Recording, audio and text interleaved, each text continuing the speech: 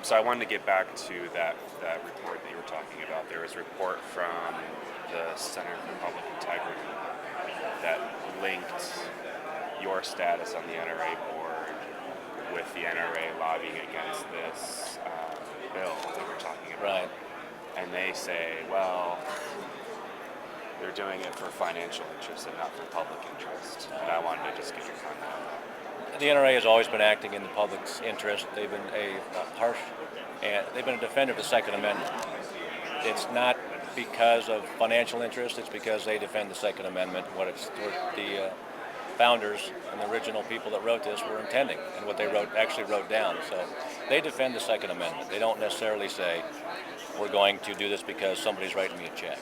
Right. So I think the bottom line, what they were trying to get at, though, was that there's a sort of weird line between people like you, who are sort of CEOs of manufacturing companies, being a part of the NRA board and that sort of thing.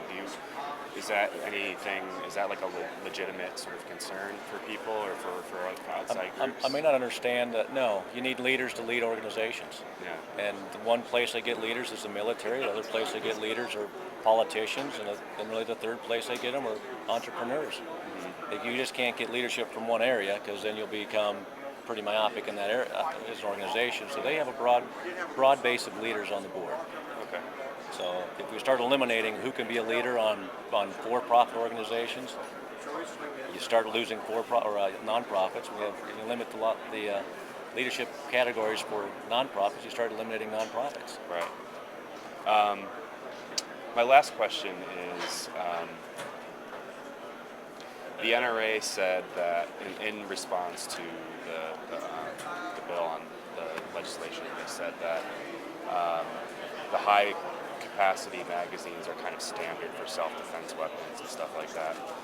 And I was asking a lot of people around here what they thought of that, and a lot of people around here were kind of iffy about that. And they said, well, whether it's 10 or 30 in a sort of self-defense scenario, it doesn't really matter. And I'm kind of wondering what you think about that. I think it does matter. I think if you are defending your home or your body or your area, or when you are